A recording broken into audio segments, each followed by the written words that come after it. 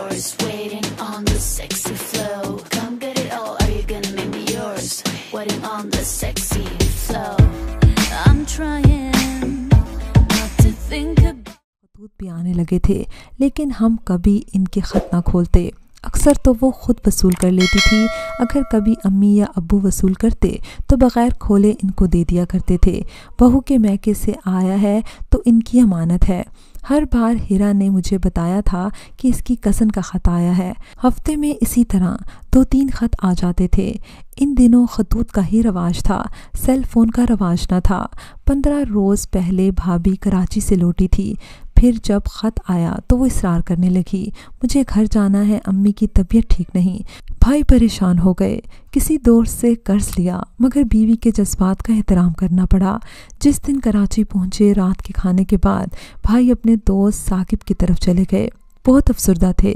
साकिब ने खैरियत पूछी तो रो पड़े। कहने लगे, कंपनी ने मुझे नोटिस दे दिया है, अगर अब छुट्टी मांगोगे तो नौकरी से निकाल दिया जाएगा। तुम बताओ, इतनी अच्छी नौकरी फिर मुझे कहाँ मिलेगी?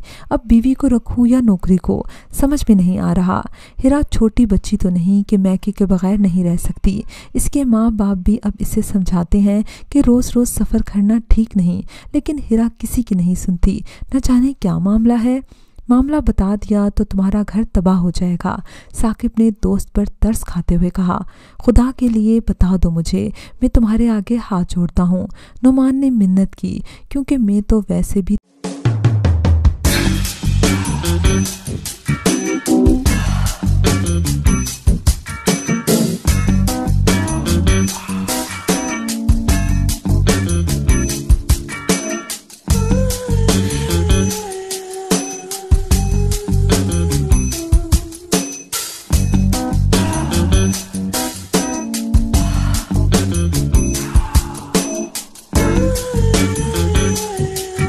तबाह हो रहा हूँ।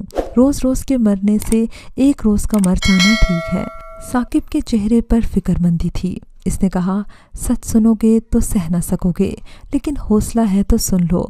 इसी लैन का आखिरी बंगला तुम्हारी बीवी के कज़न का है। न जाने क्यों इसने पहले शादी ना की और अब पुरानी मोहब्बत फिर से जाग गई है। मैं इस मामले को खूब जानता हूँ। वो माँ बाप से नहीं, इसी से मिलने के लिए आती है, जिसका नाम अकबर है।